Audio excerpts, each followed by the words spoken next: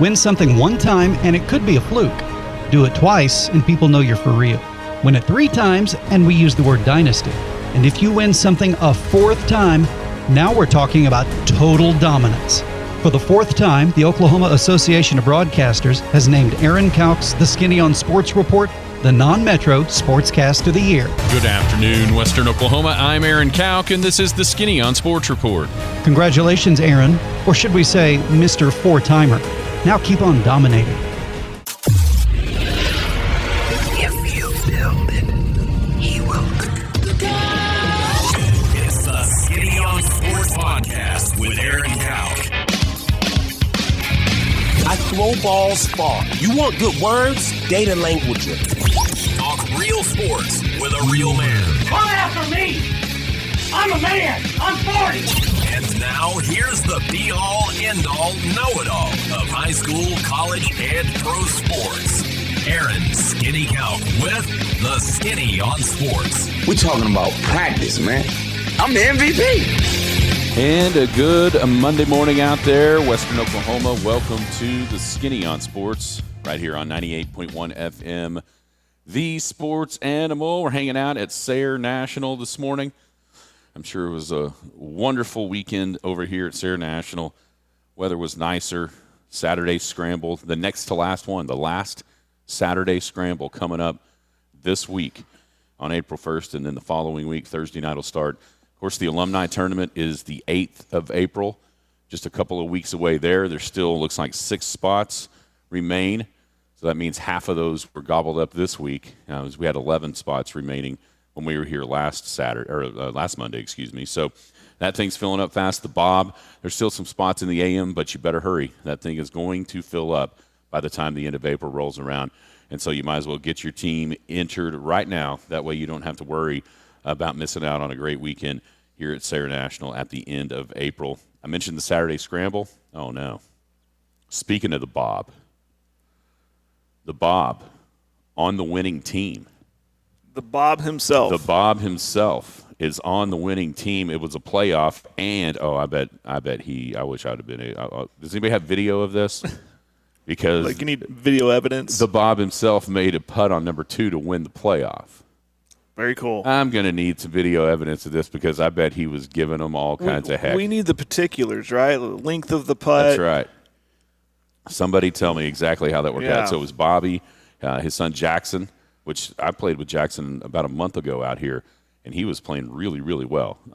And so Bobby and Jackson, you had Hunter Hines. Golly, Hunter's on the winning team, it seems like every week. And then also Brian Markham. Well, did Jimmy Clark buy that? Did Jimmy Clark put that team together and forget his name? Anyhow, congratulations to them. It was nice on Saturday. I played golf too, and so it was nice. It's still not though, like real nice. You know what I mean? Like just a little chilly, the wind blowing. Right. I'm going to need those temperatures to get up in the 80s here with the quickness, and it's not happening today or tomorrow. But anyhow, it's still nice enough to come out and play, though, with the wind not blowing this morning, just a little bit of a breeze. It's going to warm up to around 60, so it'd be a nice evening to come get some holes in as everybody starts preparing for the golf season coming up. And the first tournament I can think of is that alumni tournament here in Sayre at Sayre National. Jared, how are you today? I'm good. You know what this is? Hold on. What is this? Hold on. You know what that is? That is an albatross, Aaron. That is an albatross. That wasn't. Why don't you tell us about your golf experience this weekend? I don't know that I was even going to bring this up. So, yeah, I played golf. We had an awesome group. There's like 29 guys came out and played, and it was fun. And we all split up into teams. And so my team on number 9 at Elk City, par 4. It was downwind. James Ainsworth drove it up, 30, 40 yards off the front of the green. And so I had hit my second shot, and I was going over to help another guy find his ball. Little did I know, I got up to the green. James is walking off with a big old smile, and he goes, "It was a 2." And I said, "Mine went," because I knew I hit a good shot. Yeah. And I said, "Mine?" And he goes, "No, I made a 2." And I was like, "Oh, sweet. So you got a 2, and I've already got a 3?" He goes, Yeah. So anyhow, then we get around on 15, It's a par 5, with the creek on the right, and then the creek comes in front, and it ends up being a pond on the left. I hit a terrible drive into the other fairway on 14. I didn't hit it very solid. It didn't go very far. I mean, everybody else was hitting from like 130. I was at 190. Oh, wow. And I don't hit it as far as everybody anyhow, but still, that much of a difference. And, yeah, I hit a 6-iron, and it got up over this one tree that I had to, clear, and from that angle, it's kind of hitting it over the water to the green, and so I made sure I hit enough club, and it landed right on the green and took a hop and rolled, and it just went right in the hole. Very nice. For a 2 on a par 5. So it was, and it turned out that shot, like James. So your shot, you could see the hole? Oh, yeah. So you saw it go in? I saw it. I was pretty sure it went in, and then Juan was further up, and it had a little bit different, because sometimes I was like, oh, I think it went in, but maybe it's like right behind the pin, like because I was dead in line. Yeah. And then he started yelling and screaming, and I was like, never mind, it's in there. And so then I started yelling and screaming, and it turned out that when we got up to the clubhouse to do the scoring, we won the front 9 by a shot. We had the best score by 1 shot because James knocked it in on 2, or made a 2 on 9, and then we had the best score on the back 9 as well. Very good. So 2 hole outs ended up putting us on the right side of the game. So it was fun. No, it was a lot of fun. I haven't hit a good shot, a shot like that in years. First Albatross? No, that's my second one. Second one. Yeah, I've got 2 Albies and 2 holes in one. Do you save the ball? I actually kept playing with it. I never even thought about it. Then, I would have saved it. And then after it was but over, that's the difference between our skills. I would have saved it. I literally never thought. I mean, I should have just put it in my bag and got another one out, but I didn't. And then we got up there, and it was like, oh, here you go. And so I had the ball in my pocket, and Alex took a picture or whatever. Cool. And I'm not sure what I did with it after that. I don't know. It's in your bag somewhere, maybe. Next thing you know, Florida Atlantic was winning, and I had them in a drawing, and I got a little out of control. What a day for you. Sorry, Joe. He's wanting to know why I don't do that when I'm on his team. Pure luck, my friend. Pure luck. How was your weekend? It was good. It was good. At a year ago, the birthday parties and I try not to. Your kid birthday party. Went to one on my kids actually had 2 of them, so Allie went to one, and I went to the other. Mm-hmm. But Saturday, that was about it for me, and of course watched a lot of basketball. Yesterday is our practice days, so on the field for about 3 hours. Before that wind came in, it was really, really nice. Before that wind came in out of the north, about 5:30, 6 o'clock. Yeah. Which about the time we wrapped up. And I guess the highlight of my weekend was cooking chicken fajitas on the flat grill on Saturday night. Oh, very nice. And watching the basketball with some friends, and that turned out pretty good. And that's about it. Pretty uneventful. I mean, we're kind of enjoying these weekends before every weekend involves softball tournaments, I'm sure you're the same way with baseball. Yeah, it starts next. It starts this weekend. Yeah. So pretty low-key. But watched a lot of that basketball. And at the end of the day, after Miami won, I'm thinking, what did I just witness? What is going on this year in the Final Four? It is unlike anything we literally have ever seen. It's the first time in the history of the Final Four that there's not a 1, 2, or 3 seed in the tournament. UConn is now the highest seeded team as a 4. It's just, we were talking about this right before the show started. When you think about just comparing last year to this year and the teams in the Final Four, you went from Duke, North Carolina, Kansas, and Villanova to Florida Atlantic, San Diego State, Connecticut, and Miami. 3 of the 4 making their first appearance ever in their school's history in the Final Four. But I think we kind of saw this coming, right? Even after the first day, after the first weekend, with the 2 number 1 seeds going down, a 16 winning again. That seems so unheard of 10 years ago. Right. And now it's happened twice in the last 5? 5 years. And it's not just necessarily a 16 beating a 1, but it's the depth of that field. I mean, when you looked up yesterday, there was no number 1 seeds in the Elite 8 for the first time ever. You had San Diego State and Creighton, a 5 and a 6. You had Florida Atlantic and Kansas State, a 9 and a 3. Talking about in the Elite Eight. You had a 4 and a 3 with Gonzaga and UConn. And then what, a 5 and a 2? So Texas was the only 2 seed that made the Elite Eight. I mean, we were almost without a 2. It just, I think that this is going to be maybe not the norm where 1 seeds aren't making it out of the first weekend or even into the Elite Eight. I don't necessarily think that's the case. But I do think you're going to start seeing with the transfer portal, with NIL, and now another thing that's going to be thrown in there will be when the new collective bargaining agreement is agreed to in the NBA, I think you're going to see one and done. That's over.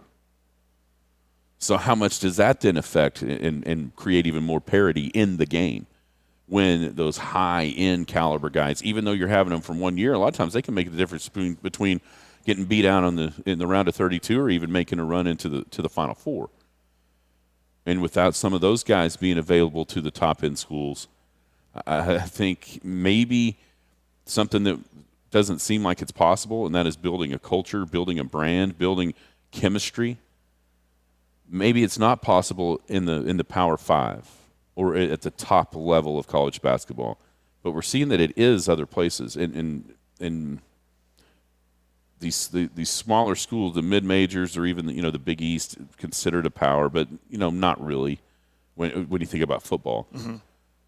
But those places, I think, are actually going to have a pretty decent size advantage that they've never had before, and that is being able to kind of take some of these guys off the scrap heap and mold them and keep them together longer. Now, on the flip side of that, maybe that isn't the case, where if some guy from Florida Atlantic, like right now, could they keep that team together?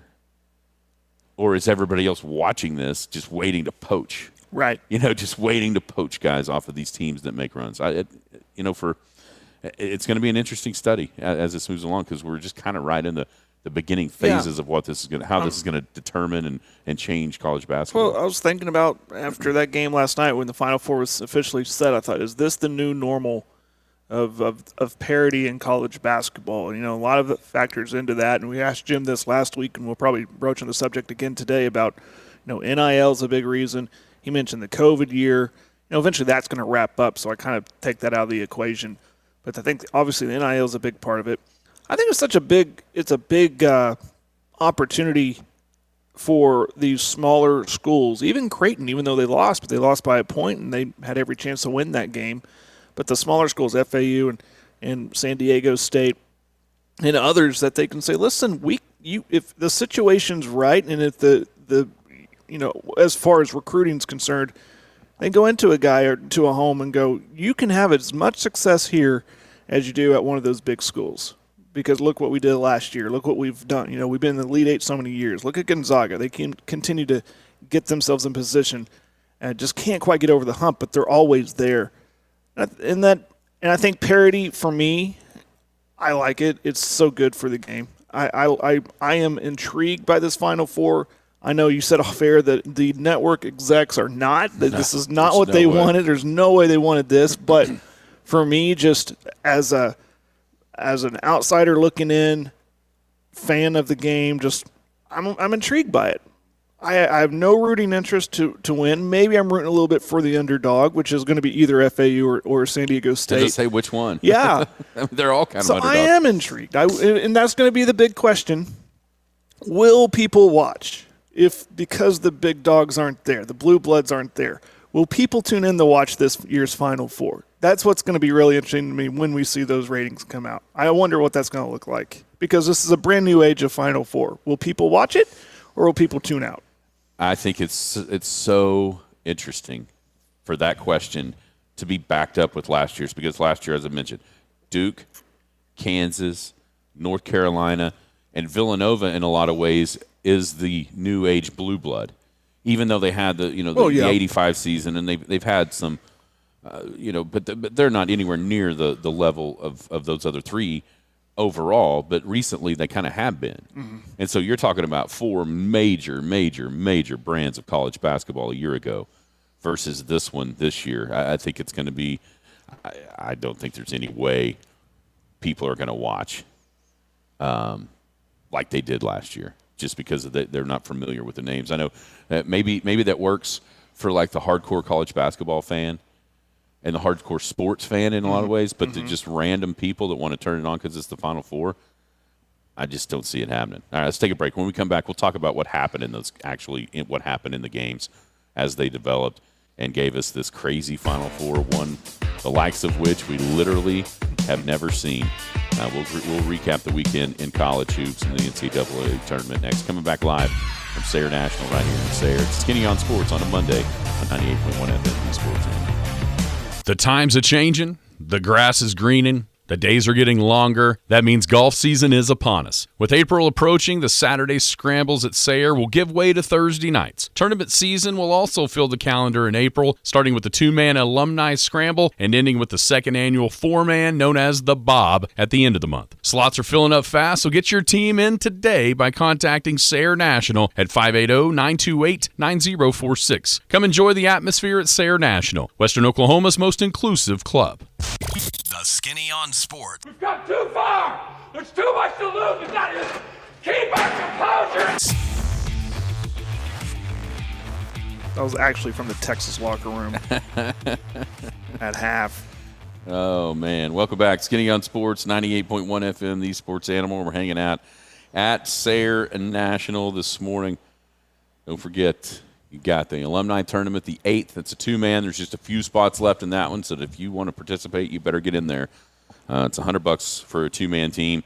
Then the Bob is a 4-man. It's at the end of April, the 29th and 30th.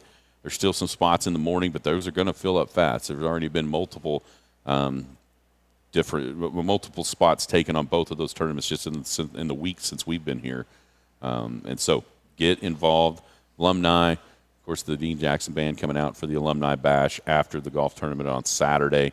It's always a fun time. Here at Sayre National, the Alumni Weekend, and, of course, the Bob at the end of April, the 29th and 30th. Get involved or you'll be sorry. Don't come to us crying when you're not going to be able to get your team in. We told you. We've been telling you. So I don't want to hear it. Question on the text line about we were talking, the difference. What are the ages of some of these small teams, as far as the players? It's interesting because, like Florida Atlantic, they got a bunch of guys that have been around, but they've also got some youth sprinkled in there as well with Boyd as a freshman, but then juniors and seniors. San Diego State is almost exclusively old dudes.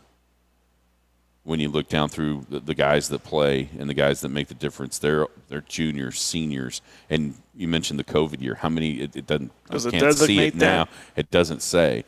It doesn't even really. It just kind of has their on the ESPN website here. I'm looking at. It's just got their what class they are. Yeah. But when you look through their whole roster of 15 or 20, whatever there is right here, it's junior, senior, and then just a few freshmen. There's no sophomore. It's kind of a weird look. And then, the others have more of a mixture, but I think you would expect that, right, at the Power 5 level with Miami and with UConn, having a little bit more of a variety of youth and experience. But there's no doubt that it makes a difference with those. What am I? Not Power 5, but the mid majors. Sure. Yeah.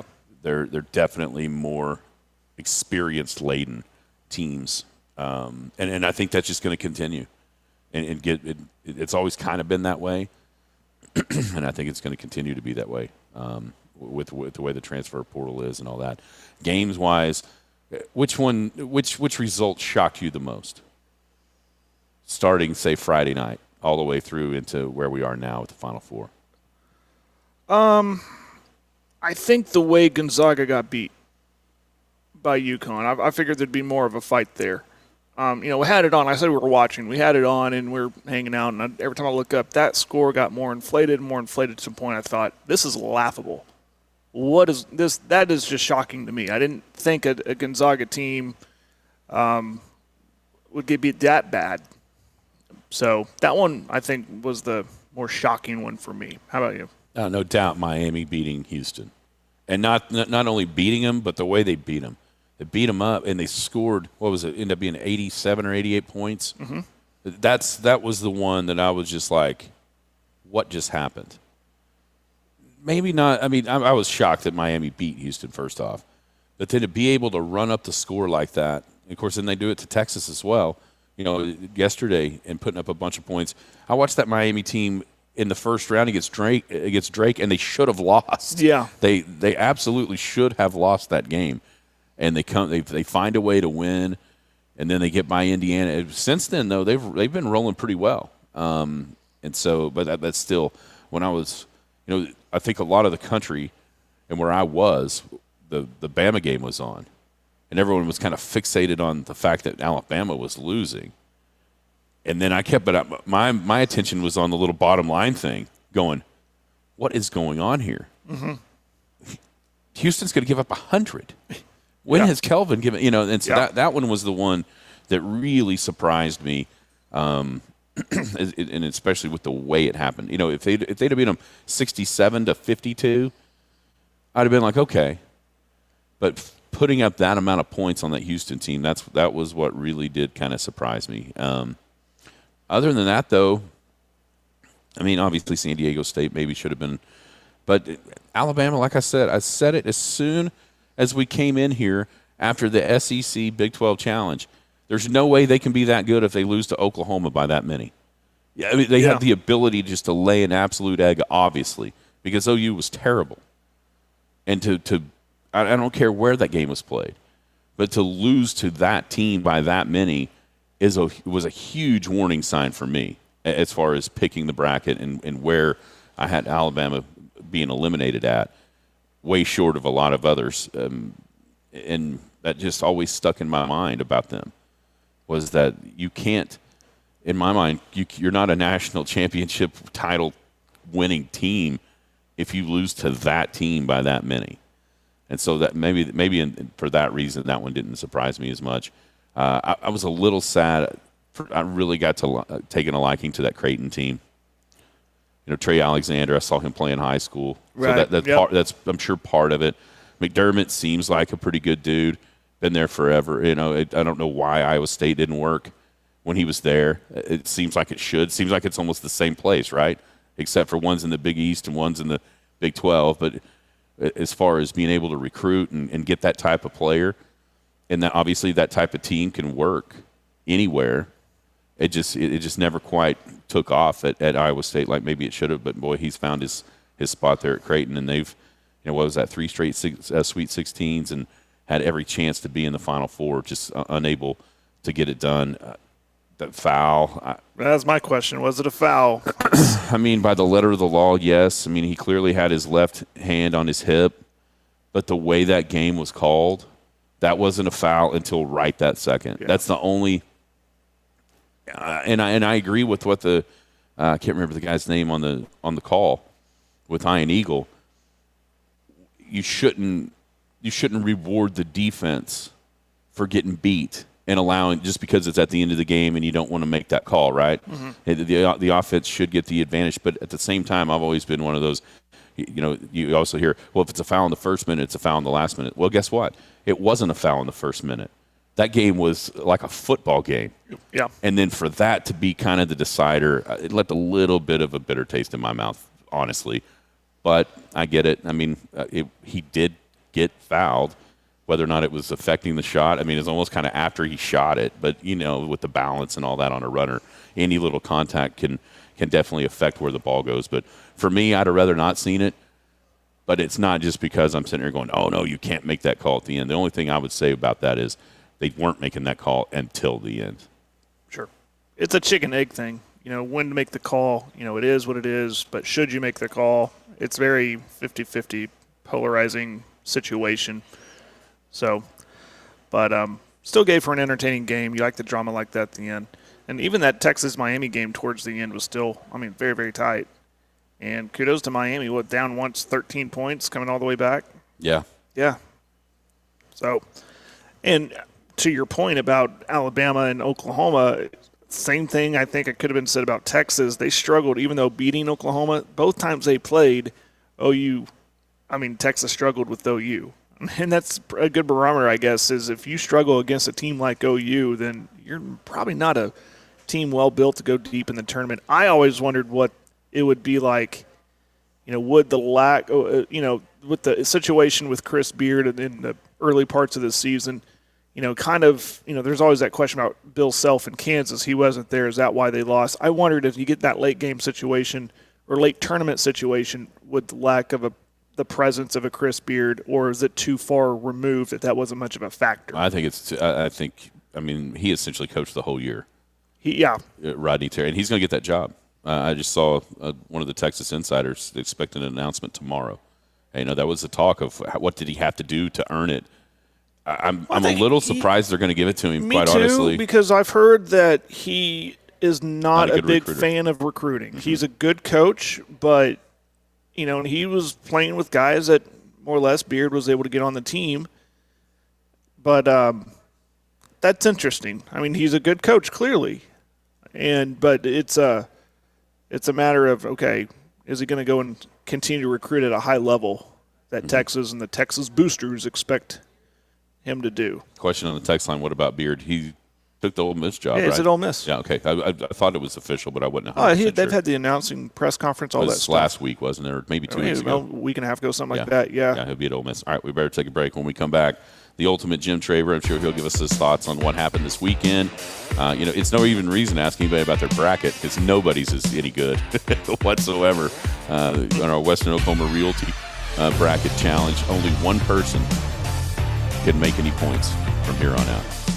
We'll be back here at Sayre National, Skinny on Sports, right here on the Sports Channel. Are you looking for a place to watch the excitement of March Madness? Maybe a spot to enjoy the final round of the Masters? Or do you need a venue to hold an alumni get-together? The clubhouse at Sayre National is your spot. Maybe you just need a spot to relax after a round of golf. The sports bar at Sayre National is the place with huge TVs and plenty of cold beverages to turn those bogeys on the course into birdies afterward. Don't forget the banquet room can hold a lot of folks with access to the sports bar as well. Come enjoy the atmosphere at Sayre National, Western Oklahoma's most inclusive club. Are you crying? Are you crying? The Skinny on Sports. There's no crying in baseball. Welcome back. Skinny on Sports, 98.1 FM, the sports animal, hanging out at Sayre National, just reliving the weekend. Balls and moving carts off of balls. Wow. Tough break for one guy, that's for sure. But anyhow, come on out. As I mentioned, the alumni tournament, the 8th of April, to 2-man, and then the Bob is a 4-man at the end of the month. Get signed up because those spots are going away fast. Joining us now is the man you'll hear right here on these airwaves at 2 o'clock, the ultimate Jim Traver. Jim, how are you? I'm okay, fellas. Jeremy Gray out there, the great dude who runs Rob's Ranch, texted me this morning and told me I'm supposed to ask you about this girl from Iowa. What is that all about? He texted us last night saying that we wouldn't ask you. The girl from Iowa had the first ever 40-point triple-double in the NCAA tournament, men's or women's. Yeah, I mean, how many people watched? About 50? I did not. So the only reason I know about it is because Jeremy texted me about it. Well, listen, Jeremy Gray's got some daughters that are really good in basketball. I hope they become superstars. You know what I'm saying? Yeah. I really do. It seems as if that I'm one of the only ones that care about women's sports and women's rights nowadays, but that's a whole other story. But I will tell you that congratulations to that girl. I have no idea what happened, but congrats. 40-point triple-double is impressive. Yeah, there's no doubt. That's it's definitely an accomplishment, and hopefully, somebody you watched. You want to watch ESPN at night, they'll shove it down your throat. Trust me, they'll tell you all about it. Yeah, I think we looked at the ratings last week for the first weekend, and the women's tournament was up 27% from the year before, and it had a whopping 257,000 viewers. So, kind of gives you an idea of exactly where that's at. That's okay, because those people will tell you that it's up 27%, and 5 years from now, there'll be 20 million. Well, listen, that's what they believe. So let them believe it. Let them enjoy it. That's fine. I don't want to sit here and rip it up, but I just thought it was interesting. I had to wake up to Jeremy about that. All right, let's talk about the tournament that the people do watch, the men's basketball tournament. I don't even know where to start. I asked Jared the game that surprised him the most over, back to Friday or so. For me, it was Miami. Not Miami necessarily. Well, I didn't think Miami was going to beat Houston, but the way that they beat Houston and the amount of points that they were able to score on a team coached by Kelvin Sampson that's always been known for defense, to me, that was the most surprising one. Was there one that kind of stood out to you as far as really being kind of, man, I really didn't see that coming? Probably that one. I think, unfortunately for Calvin, man, I think it's being held together by, like, Band-Aid tape, you know? Yeah. It just looked to me like they just weren't. If you watched them earlier in the season, I don't make excuses. I mean, I bow down to what Miami did. Bow down to all these schools. But I think that it just seemed like that Houston got beat up at the wrong time, you know? And that's the way sports is. You got to be healthy at the right time. And if you're not healthy at the right time, then it can really hurt you. And I think that's what happened with Houston, unfortunately. But I'll tell you what, we talked about how many people are watching the women's sports. Yeah. I wonder how many people are going to watch Florida Atlantic and San Diego State. Not many. You know? Not as many as watching.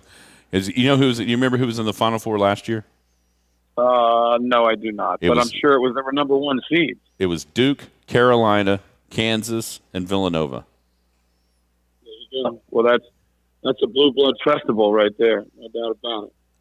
And listen, this is fun to watch and everything, but it's really going to hurt the tournament. It really is. Because I just don't think that there's going to be many people watching.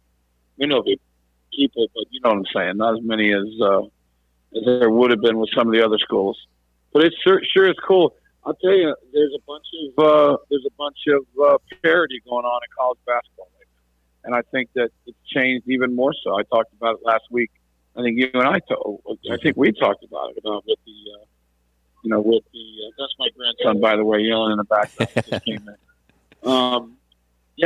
I think that with the extra COVID year and all this, transfer portal and all that other stuff, I think we're going to see a little bit more of that, because you can get all the one and done you want, like these schools do, but the one and done aren't the ones that are automatically going to win it. These teams that have been together, are going to win it. So that's impressive. It really is. The coach at Texas should keep his job. I'm just saying, but he probably won't. I actually saw this morning that he's going to. He is for sure, because I knew he was supposed to meet him, I think, today. One of those guys down there, I think it was actually Chip Brown, reported that his up high sources say that announcement will be made tomorrow. That that's the way that'll go. Good. I mean, he deserves it. My gosh. I mean, he made a great run with that team, and certainly wasn't his fault that they lost. So I think it seems like the players loved him, and then what he did after the game I thought was really cool. Really cool. That was pure emotion. Mm-hmm.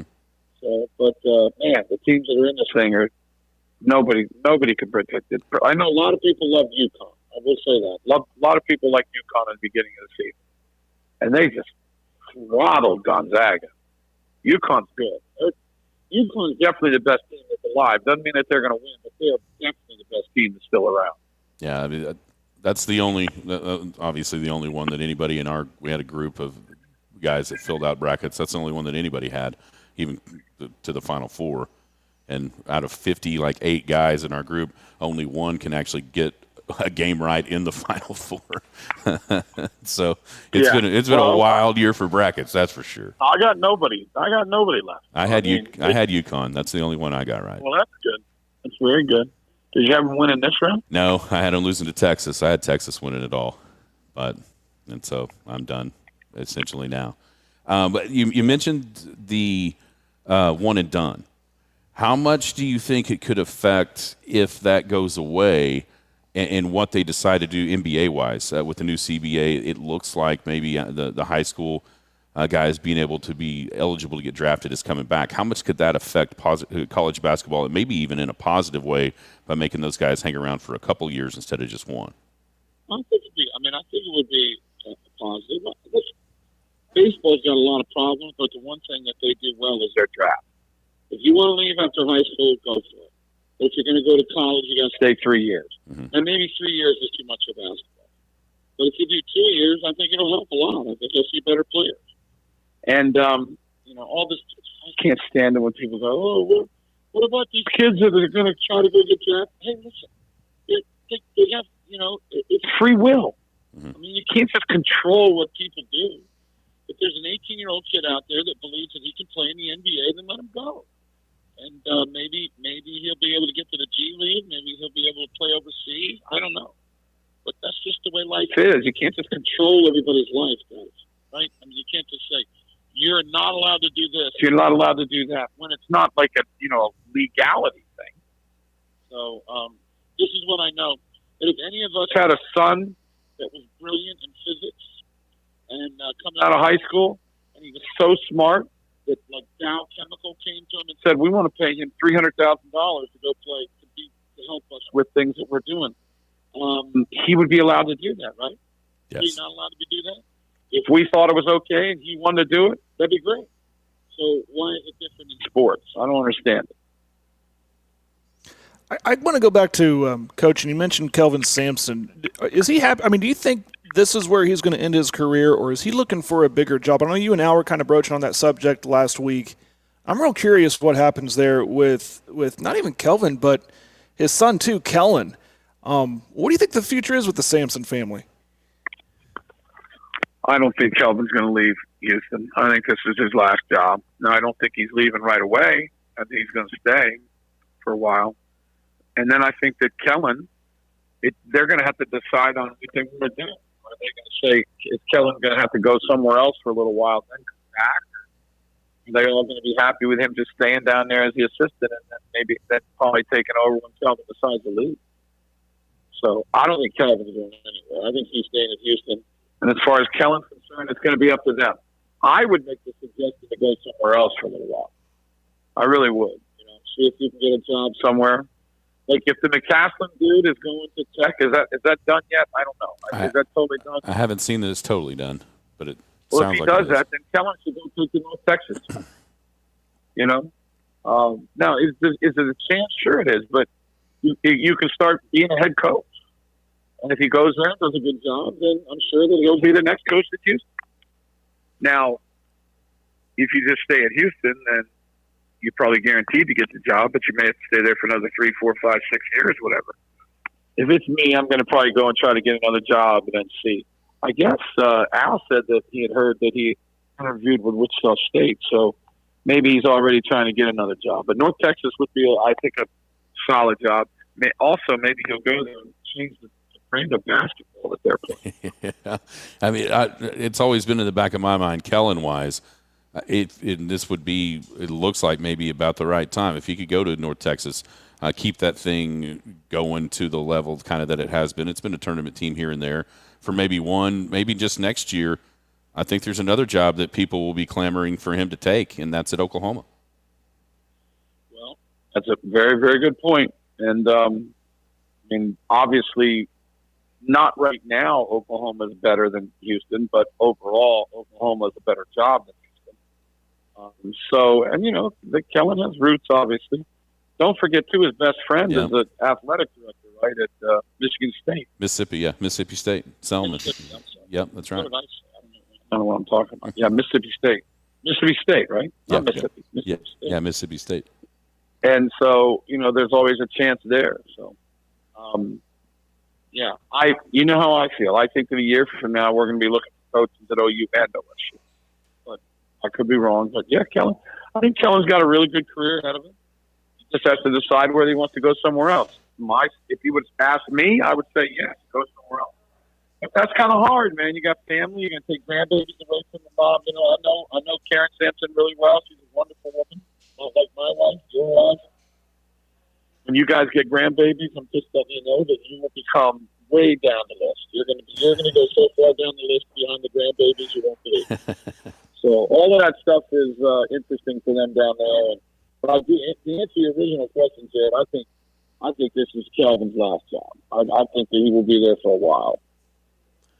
The last question about the college basketball I have was that the end of the San Diego State Creighton game. It's almost 50-50 split, right? You can't make that call. You have to make that call. Kind of where do you settle out in the argument between making that call with the second 1.2 My number left? one thing, fellas, if you've listened to me for a while, is be consistent. Yeah. And they let them play that whole game. Yeah. They were killing each other, right? Yep. So to me, I don't think you make the call. But I am one of those people that if you make the call in the first couple minutes, then you make the call in the last couple seconds. Uh-huh. But fellas, they were killing each other in that game, right? Right. I mean, there was some serious, and I loved it.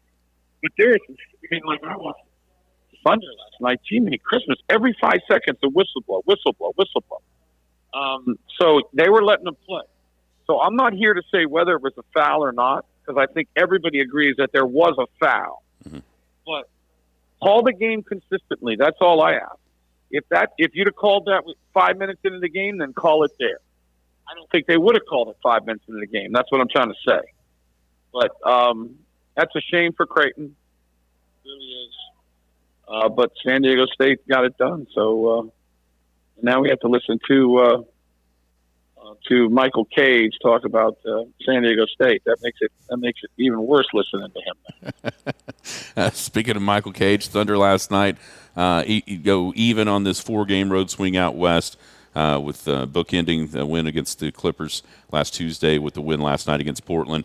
Puts them in what looks like a pretty good spot now with some winnable games ahead over these last 7. Where do you if you had to guess, where do you think the Thunder end up? Still in the play-in game, or do you think there's an outside shot where they actually may end up that 6th seed? Well, they got the easiest schedule left of all of them that are playing. So I think they'll end up in the play-in. I think they're going to be like maybe 7 or 8, be my guess. I'll tell you what, though, last night, boys, if they'd have lost that game, that would have been a terrible loss. Mm-hmm. I mean, Mike, when you see who didn't play for Portland, and I know, like, the dudes that are playing, that little dude and those guys, I understand, Sharp. I mean, I understand they're NBA players, but when you've got your 3 best players not playing, you got to win the game. And they did. I don't know. I haven't been real excited about some of the things that have been, like, Lou Dort, fellas. It's just becoming a joke to me, man. I mean, that's about as bad of a game as I've seen a dude play last night. You know? Seriously. I mean, he doesn't care. He just fires it up no matter what, wherever he is, and he's not any good. And I know someone's going to go, Jim, it's not that bad. It's 34%. I don't care.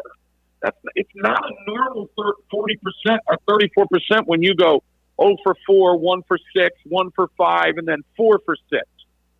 And then 5 for 9, and then 0 for 4, 0 for 6. What was he last night? 0 for 8 or whatever? 0 for 6, yeah. 0 for 6. I mean, it's terrible. It's just terrible. And he just keeps shooting. They better figure something out on him because he's going to end up – I know his defense is incredible, and what he did the other day against Kawhi Leonard was unbelievable, but he's killing them on offense. I mean, killing them. And we're going to see if they continue to let him do it. Because if they do, that could be a downfall of this team. I'm telling you, if he keeps shooting the way he does, then it could hurt him. It really could. Giddey actually has made a couple threes here lately. So, if he makes them, fine. I got no problem with that.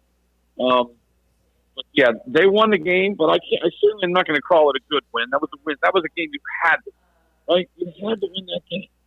And really, they almost blew it. But they won it, so I'll give them credit. Yeah, just look at so like Dort, for instance. You're right. So in that 4-game road swing, he shoots 27% from 3 one game, 9.1% from 3 the next game, 14% last night. But it's going to look better because of the 5 of 8, 41% against the Lakers on Friday. Exactly. That's what I'm saying. It makes that 4-game stretch look like, okay, he shot the ball pretty well. No, he didn't. He stunk it up. And I've never seen anything like this before. Because, yes, the number at 34.5% is not horrific for a dude who plays defense like that. But when every 4 out of 5 games he's horrible, that to me is, well, that's the definition of being inconsistent. And they can't have that with him. It's just too much shooting. It's just too much shooting, guys, is what it is. Too much shooting. By the way, I hope Jeremy's still listening, because I did want to say that there was a game yesterday, and I don't know which one it was, that in the women's tournament that the two teams combined to shoot 3.7% from 3-point range. Look it up. and text it to Jeremy. 3.7% the two teams combined to shoot. I help him coach a softball team. He might make me run laps if I bring that stuff up. I'm not going to go there. Well, bring it up. Just say I'm the one who said it. You know what He's not going to run me. By the way, I'm coming out there Wednesday. Hey, well, we have practice Wednesday, so anybody want to go to lunch? Let's go to lunch Wednesday. Let's do it. You want to? Okay. Yeah, let's do it. All right, text me. We'll figure it out. I'll get out there around 45 or something. Give me a text and tell me where we're going. Okay. Yeah, we'll have to make sure that we've got a meeting scheduled at 11. We'll have to cut that short. Get that deal Cancel done. the day. When I come into town, everything should change. Everything shuts down. I agree. I couldn't agree more. Elsewhere in the NBA, gosh, what would you tell anybody listening? And I know we've got people that are a fan of this team. What would you tell Dallas Maverick fans right about now? Well, I always think it's hilarious, okay, that these owners, GMs, players, whatever you want to call it, whoever's doing it, always thinks no matter who you bring in, it's going to work out. You know, it's just mind-boggling.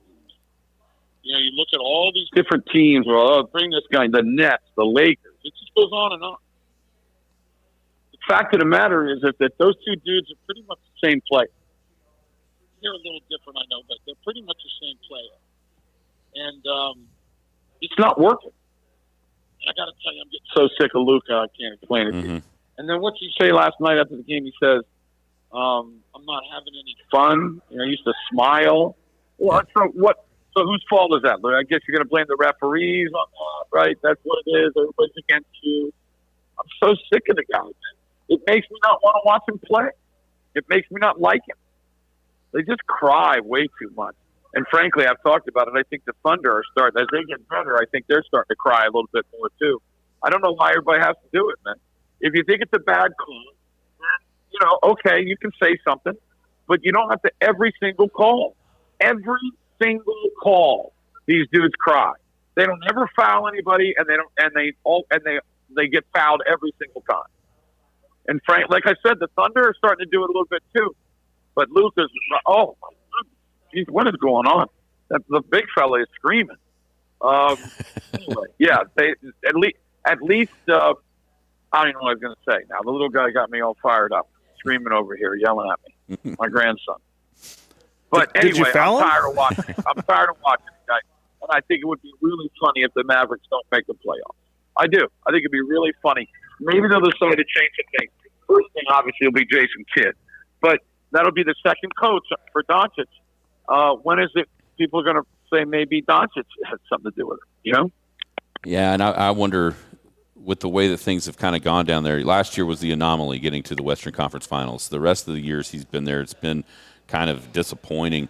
If that makes him kind of start looking around, and I'm actually surprised. I mean, they traded for Irving, but are you surprised, or is this why you don't see guys really wanting to play with him all that much? You mean talking about Doncic? Yeah.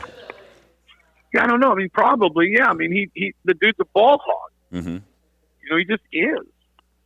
I think it's hilarious when people. Gosh, I've been argued with about Russell Westbrook for years. What are you talking about? He averages 10 assists a game. Just because you average 10 assists a game does not mean that you're some, you know, dude who dishes the way you should dish. You know, that's all I'm saying. And Luka is that way. He just the one-on-ones and the things that he does is just too much. So I don't know. I think that organization's in some trouble. I don't know what they're going to do. Frankly, I wouldn't keep Kyrie. I might try to trade him. I don't know if anybody wants him. I think people are getting sick of the guy. Final question for me. Have you done much homework or studying, I guess, into the passage of the bill in the House about sports gambling? Are you pretty encouraged about this? Yeah, I'm very encouraged. Now, you know how these daggone politicians are. We'll see if these senators can get their act together. I had somebody say to me the other day, well, you know, it's not that important. The Senate in every state and in our country do things that aren't important all the time, okay? This, to me, is important. It means millions of dollars. And if they don't get it done by football season, they're just wasting millions more. All they got to do is just, when they're in session, just make a decision. Vote on it. Let's go. Get it done. Governor Stitt's ready to sign it. Let's go. And I also a lot of times. I mean, remember we're supposed to have daylight savings. I was supposed to get rid of all that, and that thing's just sitting in the Senate up in Washington, just sitting there. So I'm sick of all of it, guys. But I hope that it'll be done quick because I think it's a good thing for the state. What, with your understanding, I mean, it feels like a lot of these places, the tribes have known this is a possibility or even a likelihood. So I would imagine, I mean, maybe not by the end of the week, but at least to some extent that they're ready to go with this as far as having things in place to be able to have sports books ready to roll pretty quick. Oh, when they say yes to this thing, I'll bet you some of them will have it up within a month. I told you Julie and I go down to Durant, and play those poker tournaments. I know you guys, that's a long drive for you guys way out there in Elk City. But if you all get ever to get down there, they got a sports book now. They just built in this brand new hotel they built. I think the hotel was $600 million. And the thing looks like Vegas. I mean, they're ready to go. It looks just like Vegas. And so, when they say yes, they'll put windows, they'll get people trained, they got the people that they're working with, I don't know who it is, whether it's FanDuel or whoever it is, and they'll have the thing up quick. But we all know that the politicians drag their feet, fellas, right? So get it done. Get it done. Well, Jim, what do you got coming up on the podcast? Julie, what do we got coming up on the podcast? It's kind of a potpourri today, isn't it? Yes, the potpourri. It's good stuff. It's stuff that we built up over our lives that we talk about. And it's some pretty funny stuff. Some things where she's ripping on me a little bit, too. What were you going to say? Julie's getting ready to say something over there. She's looking at me bad. The lift, yes. Life lessons. That's what it is. It's life lessons. And if we agree on them or not. Here's the other thing today. Don't forget, too, at 3 o'clock today, it's baseball. That's right. That's exactly right. Excited the baseball show. We'll have Tim Kirchin as a Hall of Famer. Tim Kirchin, Hall of Famer, and Phil Rogers, Hall of Famer someday, and then Mark Rogers. So it's going to be should be a very interesting. Texas Rangers. There might be some people actually talk well about the Texas Rangers in this one. Really, they're not bad. Unfortunately, they're in a division with a team that's really good, but they're not bad. Yeah, Jared got a little twinkle in his eye when you mentioned the Texas Rangers. It's always this time of year. I have a little bit of hope. Yeah, no, dude, they might fight for. They got a chance to fight for a wild card. I mean, they're not as good as Houston, but they got a chance to. They got a big chance to be second in that division and get in the wild card. They do. They got a chance. All right, well, man, we'll be listening. It's always one of my favorite shows of the year because the baseball season always brings hope that maybe baseball will figure things out, and then about a month in, you just kind of decide that's not going to happen anymore. But we'll be listening. Hey, man, thanks so much. I'll let you baseball sweep. Thank you very much. Yeah, and then you got swept by Kansas State. Know. I was actually okay. Hang on. I was going to ask you because you mentioned Watts Brown last week. Yeah, did you see him? Just so they started him in the third game this weekend. Yeah. Well, I'm going to text. I was planning on texting Josh today and asking him why. I don't know why they're doing that. I don't know. Usually you want to get that first win with your guy. I don't know if it was something about, I don't know, maybe, had a little soreness or something. They want to give him another day or two. Right. But I will definitely text Josh and find out why, because I thought that was really weird. But it worked out beautifully. And I don't know, did you see any of them? Did anybody watch any of them yesterday? He was nasty. He is a big league pitcher. Mm-hmm. So, and they've been, they've had injuries on their pitching staff. They got to figure out how to stop getting injuries because they can hit, dude. You see that young kid, man? Wow. It's up and down the lineup. It seems like, they tweet out, and every time, Mendham is hitting doubles or home runs, and then Brown with the walk-off. Was that Saturday or was that Friday? We walked them all Saturday. And then, Saturday. Yesterday they walk-off again, grand slam. They're good, man. They got a bunch of dudes that can really, really hit. They just got to get their pitching right. If their pitching gets right, they'll play with just about anybody in the country. So that's going to be fun. And then, Skip Johnson, he gets better towards the end of the year. He had a nice first weekend, but he had a bad second weekend. Kansas State with Pete Hughes looks like they're a little better this year. So that should be fun. Should be fun, college baseball. Absolutely. All right, Jim. Thanks so much for joining us. We'll see you Wednesday. Okay, see you out there. See ya. Bye-bye. It's the Ultimate Jim Traber joining us here on a Monday to discuss all kinds of stuff. The baseball show, I'm glad you reminded me of that.